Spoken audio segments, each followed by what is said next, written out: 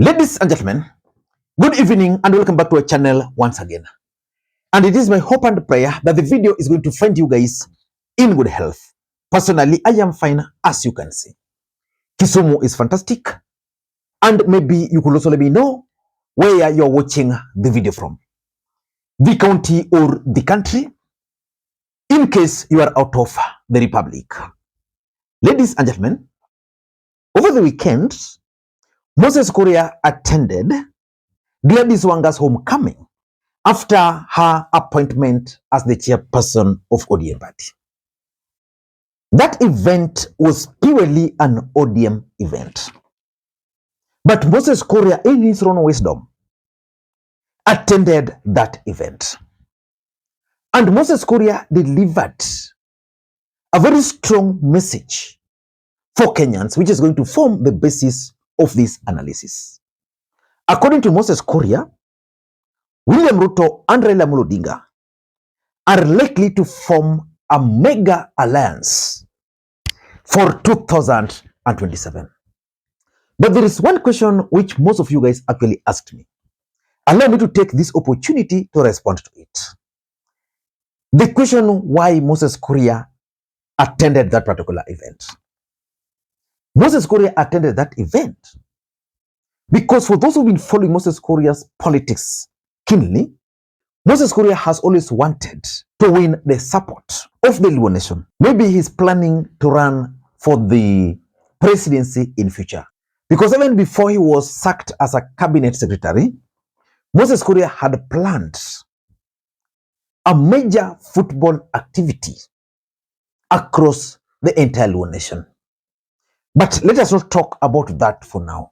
In this video, I want us to focus on Moses Kuria's statement. First of all, let us listen in to Moses Kuria himself. Ya pili, nataka kusema kwamba Africa is a very lucky continent. Africa is very lucky to have Baba Raila Odinga as incoming chair. His passion, his dedication to Pan-Africanism, his love for the people. Ni nani mwingine? Even if we as a society, Baba, we have not treated you very well. But all the time, when the big hour comes, you always beg backwards for Kenya. You always forgive.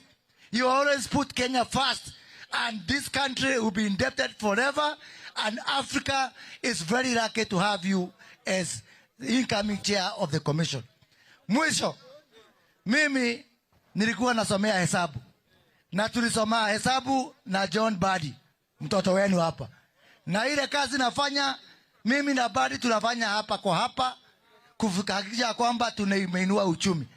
Lakini kando ya hayo, kuna hesabu ingine nafanya. Na hiyo ni hesabu ya kisiasa. Na nikiangalia pale mbele, na mimi mambo ya siasa sikosangi. Nikikwambia bibi yako ni mjamzito, anza kununua pampers. Kwa sababu itakuwa namna hiyo.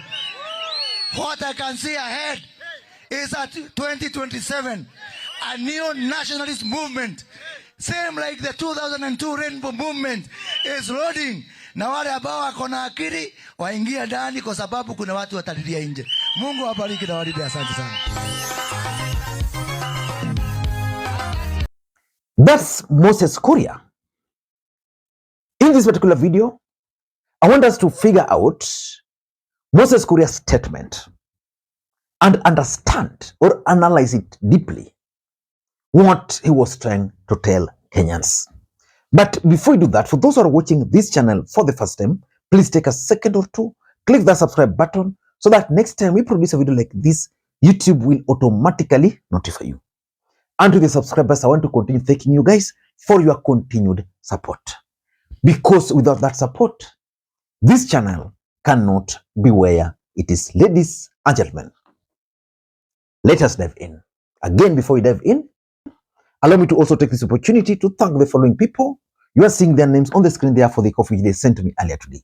It goes a long way in supporting this channel. You can also do the same using the numbers you are seeing there. Ladies and gentlemen, the truth of the matter is that after the impeachment of Rigathi Gachagua, the political equation of the Republic of Kenya has changed completely. For William Ruto, he must stick with Raila Odinga. Because without the support of Raila Odinga, I don't know where William Ruto can get the votes from. So for me, I'm looking at Moses Kuria's statement in the following ways. Number one, Moses Kuria was just talking about Raila Odinga's factor in William Ruto's re-election. I've always told you that politics is about interest and betrayal. And Moses Kuria is a politician. And Moses Kuria has sat down somewhere and has figured out that in 2027, Raila Odinga is going to be a major factor for William Samoei Arap Ruto, which means William Ruto will be forced to work with Raila Amolo Odinga, because that's the only sure way. So what is Moses Kuria trying to do? He's trying to align himself with Raila Odinga early enough. Because, for example, at some point, Moses Kuria also predicted that Raila Odinga was going to work with William Ruto, and that some people were going to be left for stage. We've seen it. So Moses Kuria is simply talking about the Raila factor. As a politician, he's understanding that Raila Odinga factor, and therefore aligning himself. Number two, if you paid very close attention to Moses Kuria, the exit of Rigathi Gachagua has really exposed William Ruto, which means for Ruto to do anything, for him to succeed, he must form an alliance. An alliance similar to the one which Kibaki crafted after the oranges defeated the bananas during the referendum. Kibaki had to craft something because he was exposed. That's exactly what Moses Kuria is trying to tell Ruto, that you are now exposed. You love to work with Raila Odinga. Of course, William Ruto is always ahead of everybody, politically speaking, in the Republic of Kenya. So he is already moving towards that direction. So for me, I tend to think that the exit of Rigathi dealt William Ruto a huge political blow. And because of that blow, Moses Kuria is telling him, from whatever angle you look at it, you'll have to form an alliance with Raila Odinga. Number three, I also see it as Moses Kuria's coded message to the mountain. If you talk to the people of the mountain today, they're actually very angry and they're very bitter with William Ruto. But what can they do? Ruto is the president. So Moses Kuria is telling them that it's okay, you guys, you are leaving, because that's the fact. The mountain is drifting away from William Ruto. You guys are leaving, or you've already left. But Ruto has another option of working with Raila and other leaders. And there's nothing you can do about it. You can't convince me that Moses Kuria was not addressing the mountain. I know Moses Kuria, he was cleverly addressing the mountain and telling them that you guys, you can leave. But Raila is coming with another formation. He's going to be part of that formation for his own political interest. Number four, I think Moses Kuria has also read the mood of William Ruto, the mood of the country, and I think Moses Kuria is simply aligning himself, politically speaking.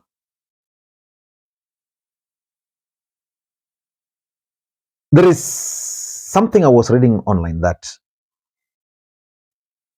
if Raila Odinga wants to become the president of the Republic of Kenya, that 2027, I hope I can get it, that 2027 is the best for him because he can easily win. Personally, I also believe that Raila can easily win in 2027. But winning election, because he has done that before, and winning the presidency, those are two different things. There's this post I was reading from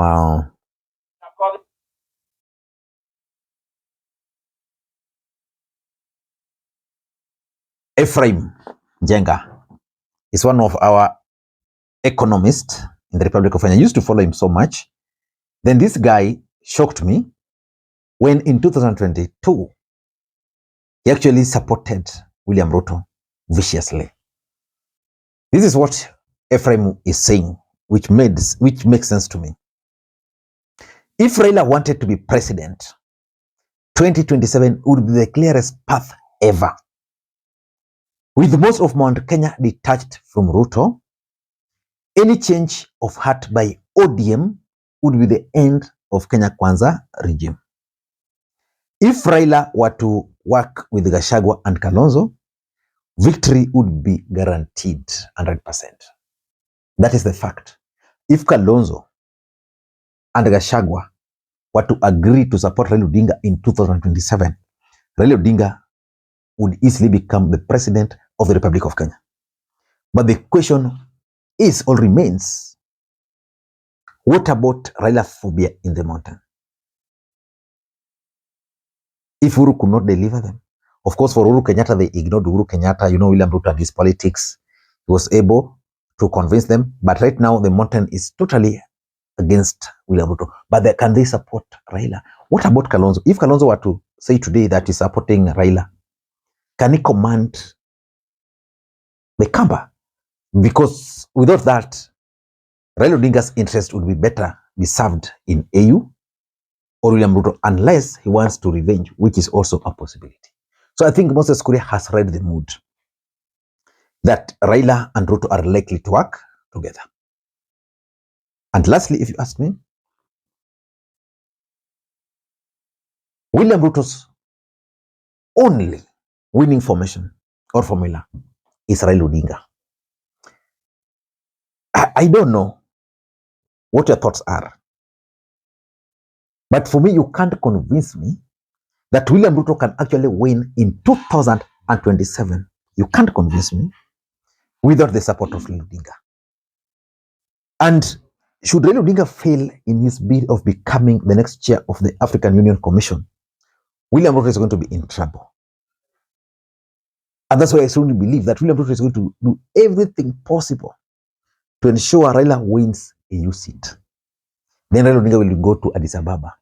Then William Ruto can then now come and plan local politics. Ladies and gentlemen, what's your take about Moses Kuria's statement? Do you think Raila and Ruto are going to form a mega coalition? Do you support that move or not? Let me read in your comment section.